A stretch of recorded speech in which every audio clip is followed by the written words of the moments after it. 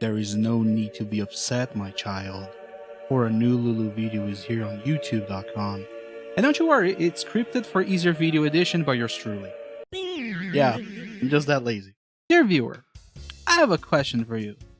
Do you know what is an abandonment? A quick explanation would be an old software that was developed and published by either big or small company, and completely vanished as the time goes by, never gaining any visibility, support of any kind, but hoping for one day to ever get sold by any gaming platform, or I don't know, get remastered, or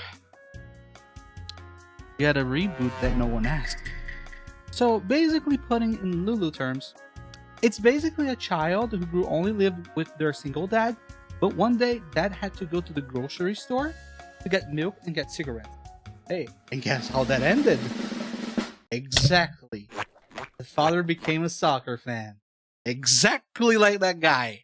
Wait, what the fuck? Oh no. Oh no, don't do that!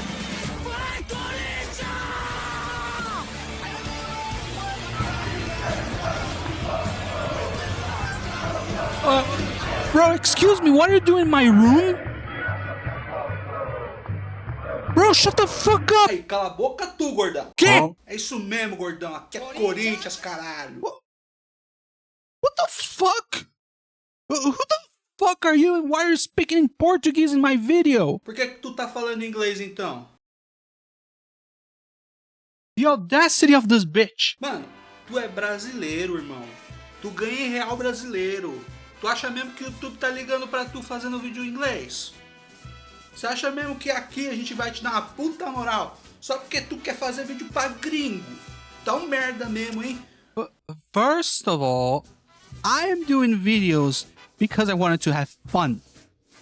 It's a fucking therapy for me, right? And second, what the fuck are you doing in my house? Caso o quê, caralho? Tá vendo que aqui é Arena Corinthians, porra? No. Sabe o que é, porra? Olha o Memphis Depay ali, porra. That's a window, you moron. Ih, menor, caralho. Oh, foi mal, mano. Okay. So let me get this straight. You spawned out of nowhere. You invaded my house. And you are a Corinthians fan, so now I am a little worried about my house. You scream at my face and try to think you're at the Arena Corinthians, which, by the way, it's called Aí, não fala o nome dessa arena. Fala o nome certo. Oh yeah. What are you gonna do then if I call it Vou te meter a porra, eu vou chamar Gaviões. Você tá fudido na minha mão.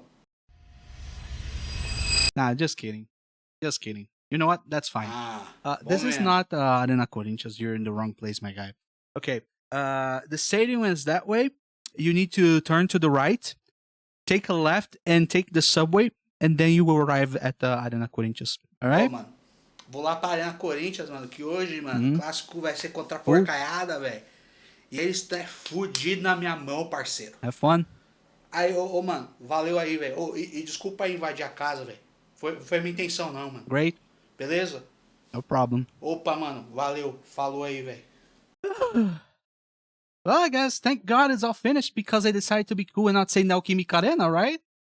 Ô, seu filho da puta! Here's a pro tip for you. Shift-C, move objects on, delete scene. Work wonders. この番組はご覧のスポンサーの提供でお送りします。 Okay, back to what I was saying. Oh shit, I need to check if that guy stole my money. Cause, Que esses corintianos passam a mão na carteira, filho.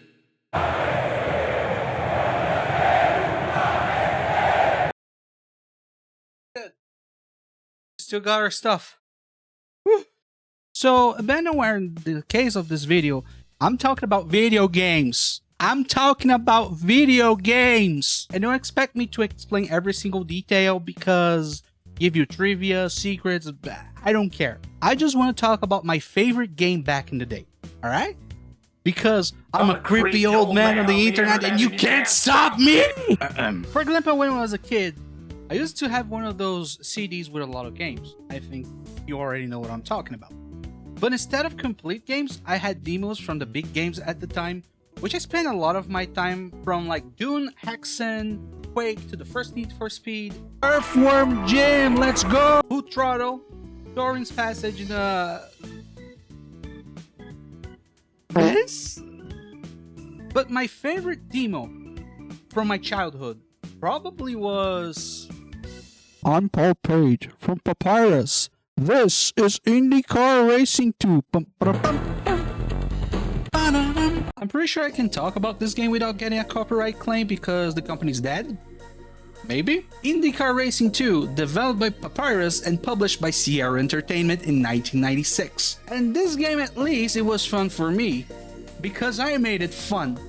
For the wrong reasons. You know, at the demo that was provided, we only had like 2 different tracks. We had Laguna Seca, which is actually a normal track, and we had Michigan, which is an oval track. You know, back in the day, when my sister and I used to play IndyCar Racing 2, we had a little competition, you know?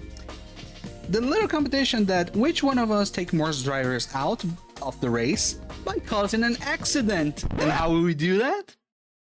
We drove it the wrong way in the middle of the race. And video games didn't make me violent at all.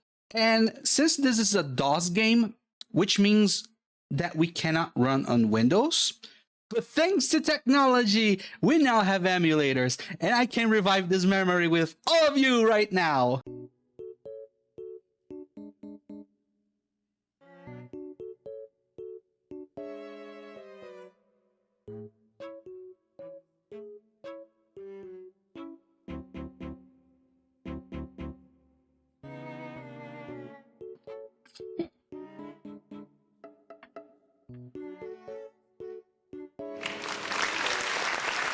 As I grew up, I got a PlayStation for my 5th birthday.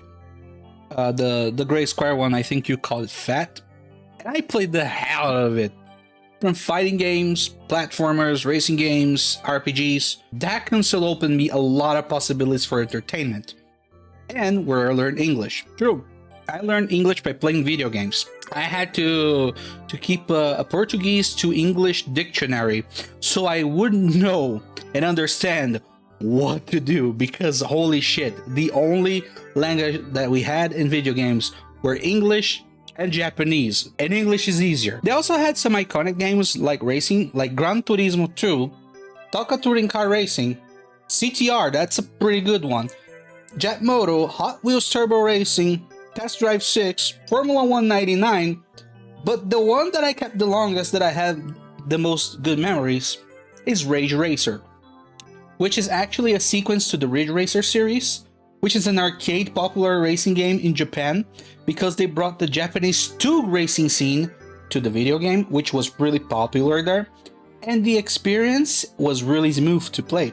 Ridge Racer brought that Japanese 2, the mountain scene, and it was really cool to drive in it, because they used mechanics like power slide to actually drive in. And for the PS1, 1994, they brought the arcade port to PlayStation, and it was pretty good, but they wanted to bring a more real racing because simulators were really popular back in the day. So in 1996, they brought Rage Racer, and the story of this game is...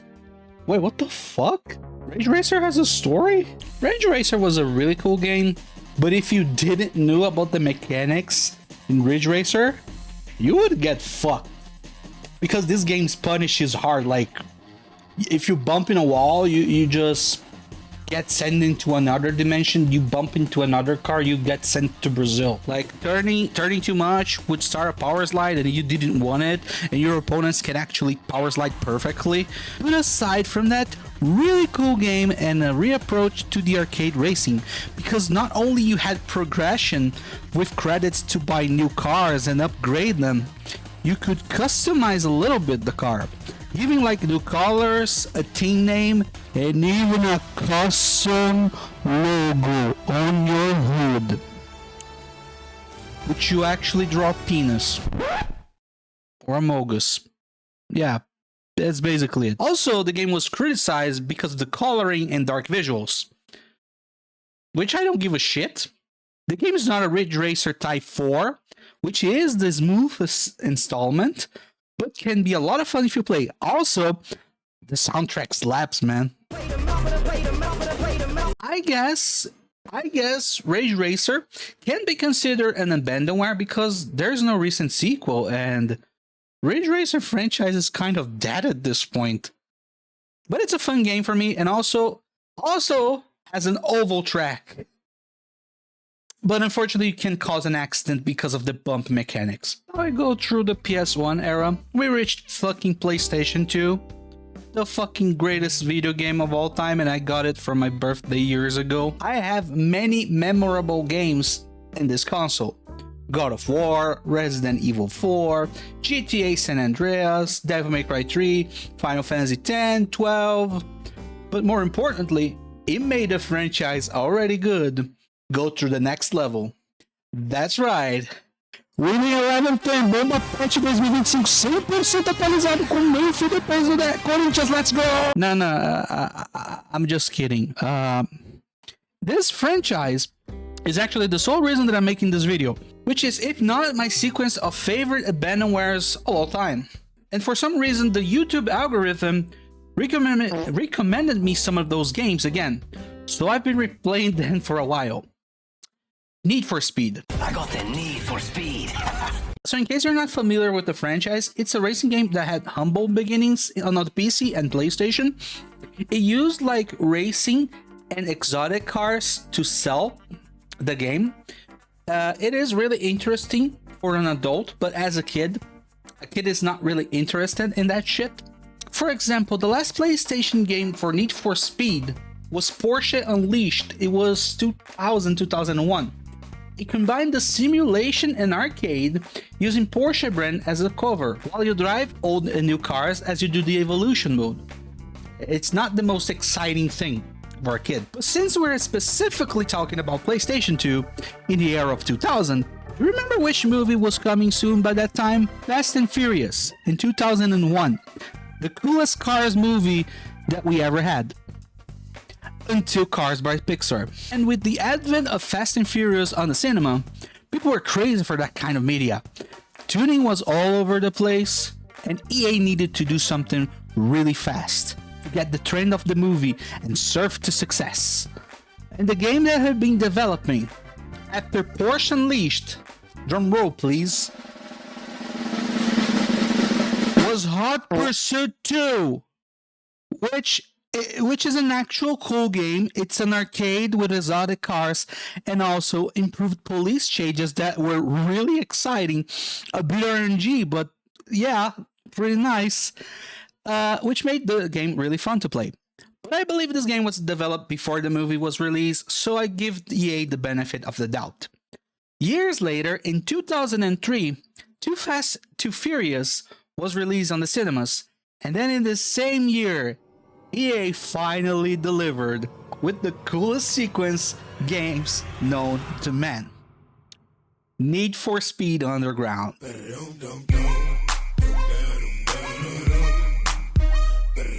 Exotic cars? Ferrari? Get the shit out of here, man. Give me a fucking Golf GTI, a Honda Civic. Give me the cool Ford Fiesta. They revamped the Need for Speed series from that racing, exotic feeling to an urban approach and streetwise to the franchise. And they fucking nailed it. Need for Speed Underground was the cool air that the franchise needed. And I'm gonna be honest with you, I just played Underground 1 recently. I managed to download it for PC, and overall a really cool game. It introduced fully customized vehicles, from popular vehicles from all around the world to Japanese imports. A banger of a soundtrack actually licensed for the entire game, and even a story, which is not good, but you can ignore it. But with all of that good stuff comes the bad. And holy shit, this game pisses me off with it. The amount of rubber banding when you are on first, and then out of nowhere comes your opponent, give you the middle finger, get first place just to crash on the first car they see in front of them. I passed them. They got from a 0 to 100 in 2 milliseconds. Oh, and you know who also crashed? Me, because I wasn't paying attention. Also, the grip of the car is fucking terrible. Out of nowhere, your car spins for no reason while doing the smallest movement on the wheel, and you must repeat. Oh, did I say the game as much as it's cool? It has a repetitive scenario. Yeah, every race seems like the same fucking track. Plus, they don't have an oval, so it's no fun. However, in 2004, they decided to go even further beyond with the series. Need for Speed Underground 2. Now we're talking, huh? Underground 2 was probably the coolest installment. They kept the same thematic for Underground for the previous one, even giving a sequence to the story,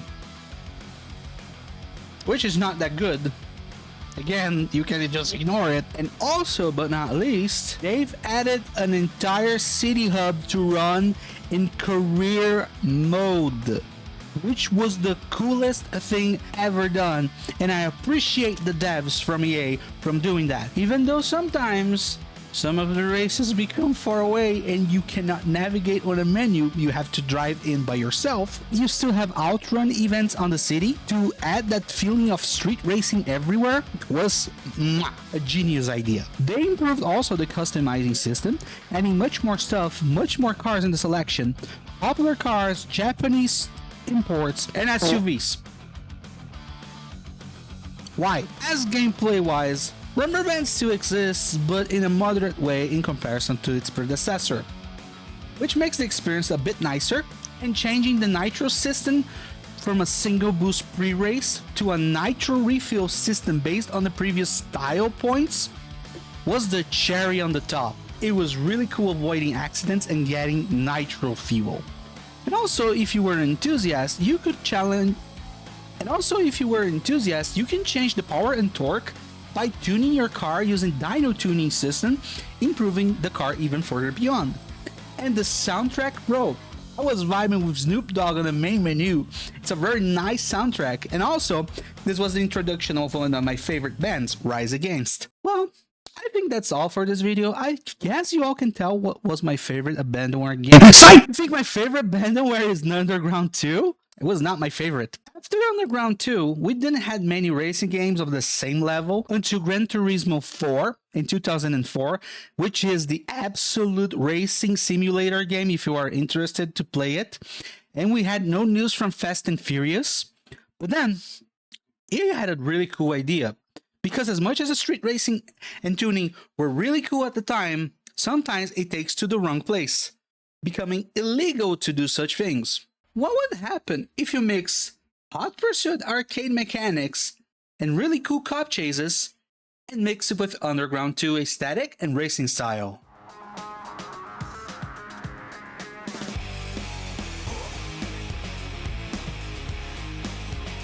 You get the best race game in Need for Speed franchise, and undoubtedly for me, my favorite racing game of all time.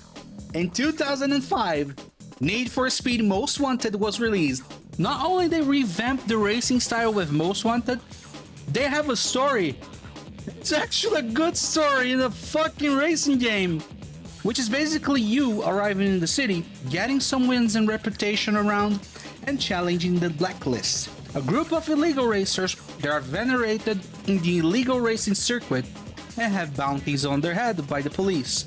And your rival of the entire story is Clarence. Yes, Razor name is Clarence, and I find it hilarious. You both go on a race, betting your cars in the process, because gambling was never bad, right? Until you discover in mid-race your BMW was sabotaged, and then you got laughed, mocked, and then arrested by the police. Which for some reason, they released you because they don't have any evidence on you, you don't have a car. Which basically they mocked you also. You see, the story is so interesting that I'm not even talking about the game right now. Once you're out after months, Mia, this woman right here that tells you to not do any stupid stuff in real life. Tells about the sabotage made by Clarence because apparently he's the XQC in disguise and will do anything on his power to get a W. Mia is willing to help you to get your revenge. Yes, revenge, my favorite plot. And from there, the game starts after you get a car. And in Most Wanted, they brought back some of the exotic cars from before. But hey, calm down, buddy. You gotta work your ass to get those. You got her a 9 to 5 now. You go to the garage and she draws a plan to you. Beat a single one of those motherfuckers from the blacklist to face the number one, Clarence. With our BMW, motherfucker. The stage is set. We gotta beat all those guys. And what the fuck? Holy shit, what is this? Is that a fucking intro? Bro, they fucking have intros!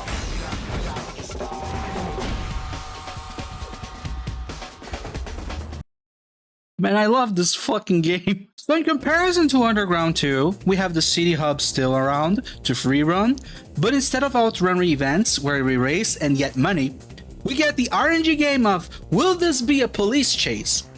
Because remember, you are also an illegal racer, and in the beginning, you get into a police chase by infractions or pursuit. And quite frankly, they're easy to escape.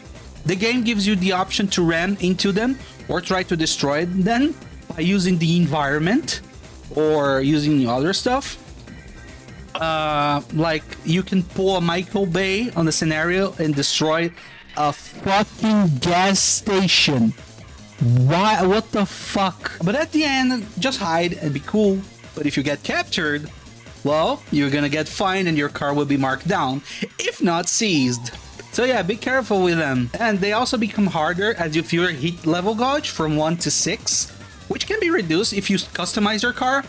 Or you can be like me, do a sleeper build, never customize your car, and just do performance parts. Oh, and also, they have the race breaker mechanic, which turns everything in slow motion, so you can either escape from a very complicated scenario, do a very complicated curve or closed curve, or you can destroy police officers easily. And easily, this is one of the most OP additions to the game. And also, you don't need to drive from one place to another like in Underground 2. They added the blacklist menu, so you can actually open and select the race, and you're instantly there. Now here's the cool part, what I like about the blacklist. If you manage to beat the Blacklist Ranked Challenger, after you complete all the prerequisites before, and after you beat the races they challenge you, not only you will get the money, you'll get some options to select called markers. And those markers, you have 3 that are fixed, that are basically unique part or visual, which you don't give a shit. Junkman part, which is a pretty good one if you're already trying to max the stats of your car. Or Weekend Gumba. And inside the Gumba slots, you can get more cash, a free out of jail card from Monopoly, an impound strike, a reclaim on impounded vehicles, or the pink slip of the rival's vehicles. Yes, you can drive your rival's cars. And after you progress to the story, you reach the spot number 2 in the blacklist and challenge Clarence in a sequence of 5 races, and both of you bet your own pink slips because this is the story. The cutscene after that is the fucking crybaby saying he didn't lose, and there's a lot of plot twists. The guy is actually XQC. I am not even joking. Mia is revealed to be actually a police officer, and the police arrives and arrests everyone except for you, which escaped with the BMW. Sergeant Cross, this guy I didn't mention, but is actually like the big police guy, goes after you. You begin a level 6 pursuit, and after a series of events, you escape. Man, it's fucking crazy. It's just like those Michael Bay's level of action. It's crazy. This game is so fucking cool. I really enjoy playing that game. That's it. I think I covered every single abandonware that is really precious to me in this video, and I hope you are entertained by it. Because this script took too long for no reason, to be honest, because my 9 to 5 fucked me up But that's okay.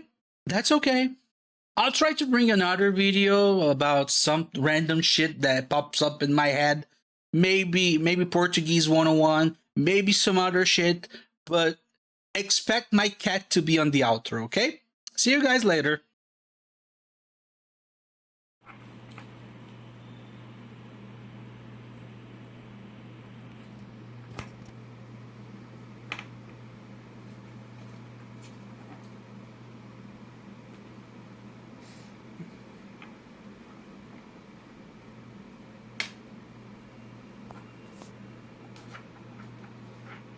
Bro, I fucking hate you.